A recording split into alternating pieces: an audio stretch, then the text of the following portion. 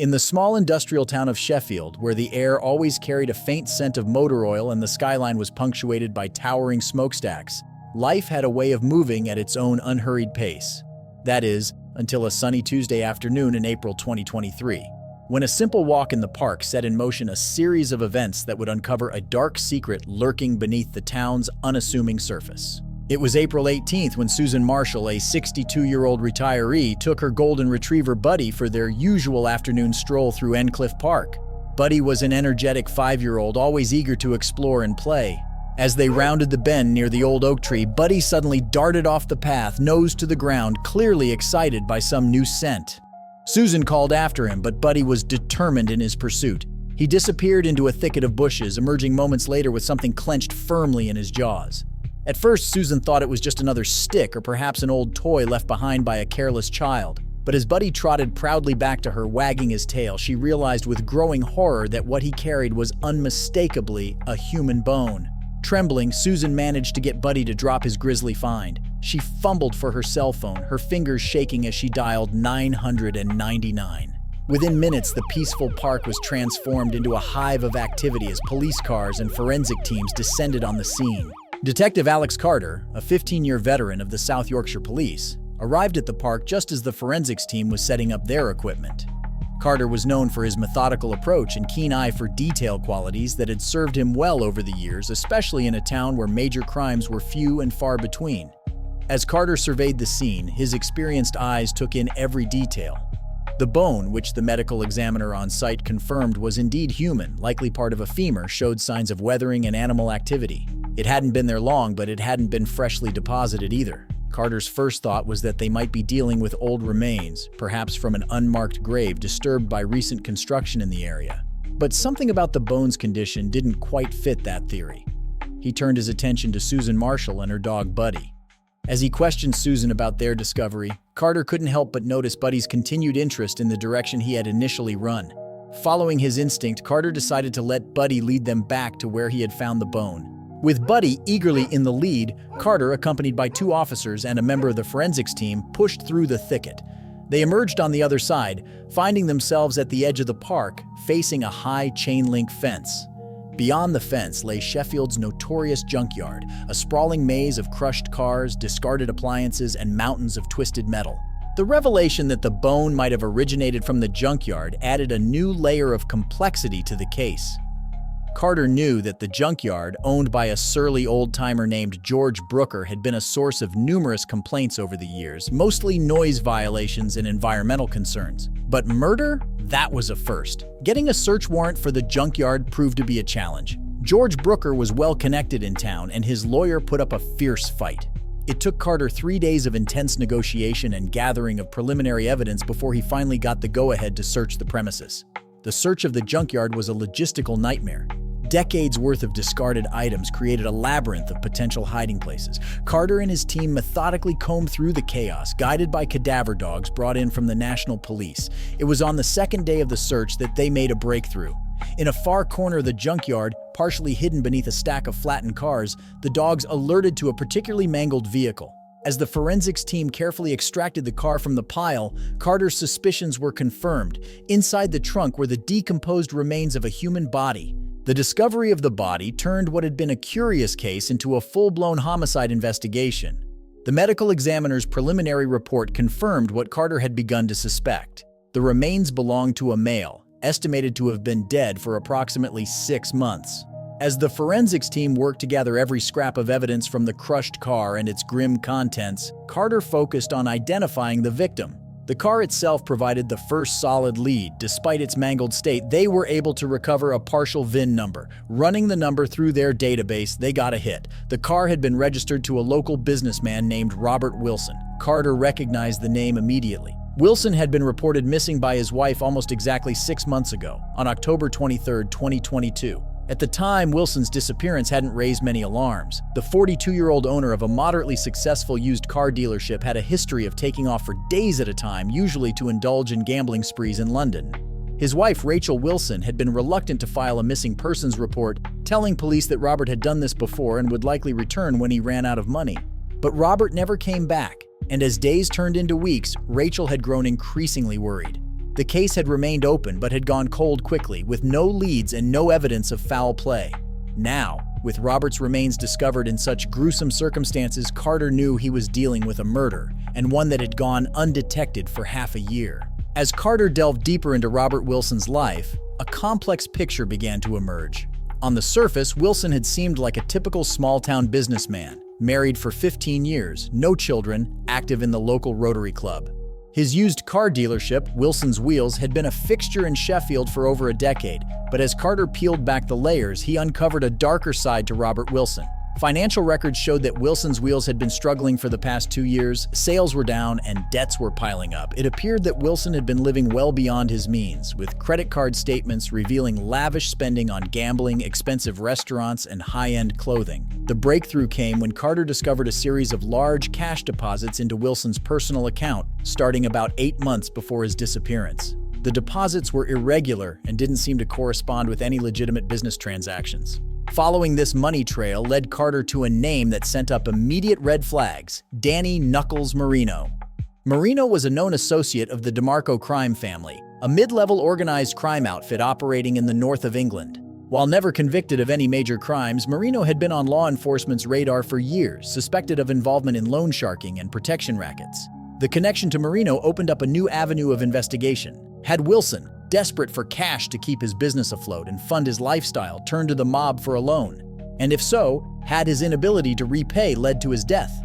Carter brought Marino in for questioning. The man lived up to his nickname, his fingers adorned with gaudy gold rings as he nervously drummed them on the interrogation room table. Marino admitted to knowing Wilson, claimed they were associates in some vague business dealings, but vehemently denied any involvement in his disappearance or death. "Look, detective," Marino had said, his voice a mix of northern accent and barely concealed contempt. "I ain't saying Robert didn't owe some people some money, but offing a guy over a few grand, that's bad for business. We're businessmen, not animals."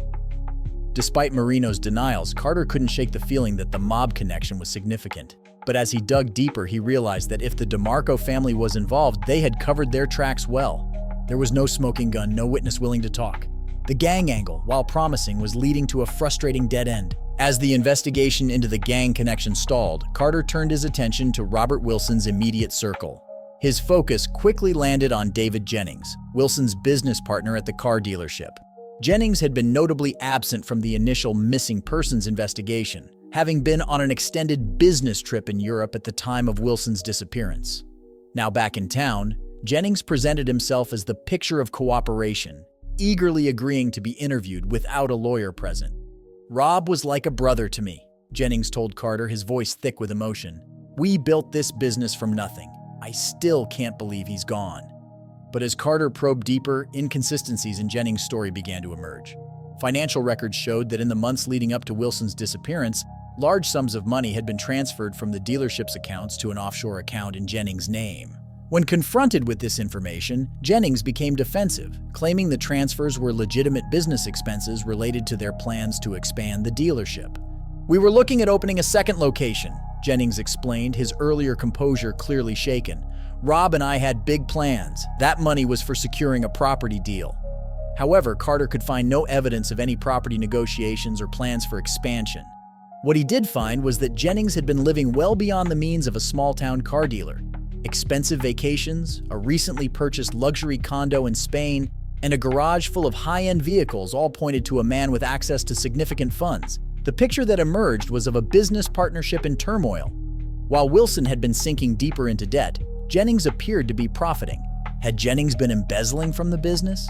And if Wilson had discovered the theft, could it have led to a confrontation that ended in murder?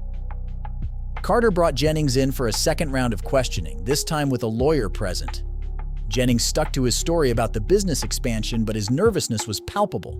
He repeatedly asked about what evidence the police had and whether they had any witnesses placing him near the junkyard.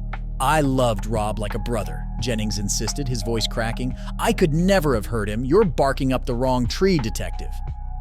Despite his suspicions, Carter had to admit that the evidence against Jennings was largely circumstantial. There was no physical evidence tying him to the crime scene, and his alibi for the night Wilson disappeared, a business dinner with potential investors, had been corroborated by multiple witnesses. Just as the investigation seemed to be hitting another wall, a new lead emerged from an unexpected source. George Brooker, the cantankerous owner of the junkyard, came forward with information that would blow the case wide open. Brooker, facing potential charges for obstruction of justice due to his initial resistance to the police search, decided it was in his best interest to cooperate. He told Carter about a strange incident that had occurred about 6 months ago, around the time Wilson had disappeared. According to Brooker, a man had come to the junkyard late one night, offering a substantial amount of cash to use the car crusher immediately. Brooker, no stranger to shady deals, had agreed, assuming it was just another case of someone trying to dispose of a stolen vehicle. "I didn't ask questions," Brooker admitted gruffly. "Guy seemed nervous, but he had cash. I figured it wasn't my business." Brooker's description of the man didn't match Marino or Jennings. Instead, it pointed to someone Carter hadn't considered before: James Hughes, a local real estate agent, and, as Carter would soon discover, a close friend of Robert Wilson. The connection to James Hughes opened up an entirely new avenue of investigation, one that would lead Carter into a world he never expected to encounter in small-town Sheffield. As Carter delved into Hughes's background and his relationship with Wilson, he uncovered a secret that had been simmering beneath the surface of Sheffield's seemingly conservative exterior. Hughes and Wilson, along with their wives, had been part of a small but active swinging community in town. This revelation came from Lisa Hughes, James's wife, who came forward after hearing about the police's interest in her husband. Lisa, clearly distressed and conflicted, painted a picture of a lifestyle that had started as exciting but had quickly turned toxic. "It was James's idea at first," Lisa told Carter, her voice barely above a whisper. "He said it would spice things up, bring us closer together. Robert and Rachel were our best friends, so when James suggested including them, it just seemed natural at the time." But what had started as consensual partner swapping between friends had apparently evolved into something more complicated and emotionally charged. Lisa revealed that about 8 months ago, the four of them had participated in a swapping party that had changed everything. "Something was different that night," Lisa recalled, her eyes distant. "The way Robert looked at me touched me. It was more than just physical. And James," he noticed. "I could see it in his eyes. He was jealous in a way I'd never seen before." After that night, Lisa said, James had become increasingly paranoid and possessive. He had accused her of having feelings for Robert, of wanting to leave him. The swinging stopped, but the damage had been done. "James couldn't let it go," Lisa said, tears forming in her eyes. "He kept talking about Robert, about how he'd betrayed him, how he'd crossed a line. I tried to tell him it was all in his head, but he wouldn't listen." Lisa's revelation cast the case in an entirely new light. Could jealousy and betrayal within this secret swinging circle have led to murder? Armed with this new information, Carter brought James Hughes in for questioning. Hughes, a well-groomed man in his early 40s, initially maintained a calm demeanor, expressing shock at Wilson's death and denying any involvement. But as Carter laid out the evidence, Brooker's testimony about the late-night visit to the junkyard, cell phone records placing Hughes in the vicinity on the night of Wilson's disappearance, and most damning of all, Lisa's statement about the swinging party and its aftermath, Hughes's composure began to crumble. "You don't understand," Hughes said, his voice shaking. "What Robert did, it wasn't just sex. He was trying to take Lisa away from me. I could see it in his eyes, in the way he looked at her. He was going to destroy everything I had." Under intense questioning, Hughes finally broke down and confessed. He described how, consumed by jealousy and paranoia, he had invited Wilson out for a beer, ostensibly to clear the air between them. But as they sat in Wilson's car in an isolated spot, the conversation had quickly turned heated. "He laughed at me," Hughes said, his eyes wild with the memory. "Said I was pathetic, that Lisa deserved better. He said Lisa had been thinking about leaving me, that they had talked about it. I just snapped." In a moment of blind rage, Hughes had strangled Wilson. Panicking, he had driven the car to the junkyard, where he bribed the night security guard to let him in. He had hidden Wilson's body in the trunk and then used the car crusher to destroy the evidence. "I didn't mean for it to happen," Hughes sobbed. "It was just supposed to be a talk to set things straight. But when he said those things about Lisa, I couldn't control myself." The confession of James Hughes brought the case to a close, but it left the town of Sheffield reeling. The revelation of the secret swinging community sent shockwaves through the conservative town, leading to a flurry of rumors and speculation about who else might have been involved. Robert Wilson was laid to rest in a somber ceremony attended by his widow Rachel and a small group of friends and family. David Jennings, while cleared of involvement in Wilson's death, faced charges of embezzlement and fraud for his mishandling of the dealership's finances. Lisa Hughes, devastated by her husband's actions and the public exposure of their private life, left town shortly after James's arrest. She would later become an advocate for victims of domestic violence, using her experience to help others recognize the signs of possessive and controlling behavior. On February 15, 2024, nearly 10 months after the discovery of Robert Wilson's remains, James Hughes stood before Judge Eleanor Blackwood in the Sheffield Crown Court. The trial had lasted 3 weeks, during which the prosecution presented a compelling case built on forensic evidence, witness testimonies, and Hughes' own confession. Despite efforts by Hughes' defense team to argue for a manslaughter charge based on diminished responsibility due to emotional distress, the jury found James Hughes guilty of murder after just 6 hours of deliberation.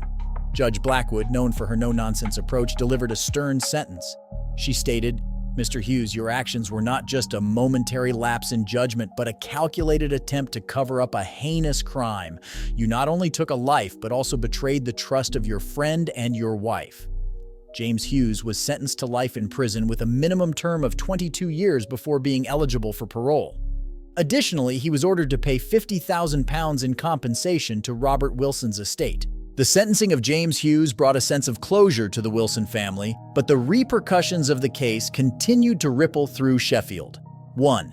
George Brooker, the junkyard owner, pleaded guilty to obstruction of justice and tampering with evidence. He received a suspended sentence of 2 years and was ordered to perform 300 hours of community service. 2. David Jennings, Wilson's business partner, was tried separately for embezzlement and fraud. He was found guilty and sentenced to 5 years in prison with an order to repay £275,000 to the Wilson estate. 3.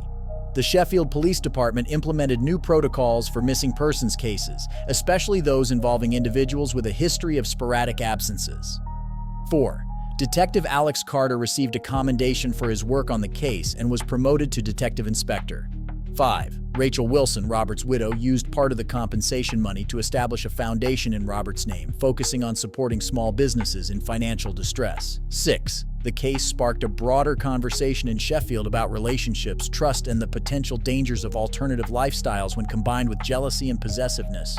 7 months after the sentencing, a true crime podcast series titled The Junkyard Bone debuted, bringing national attention to the case and the quiet town of Sheffield. The series sparked renewed interest in the case and led to discussions about the justice system, relationships, and the secrets that can lurk beneath the surface of even the most unassuming communities.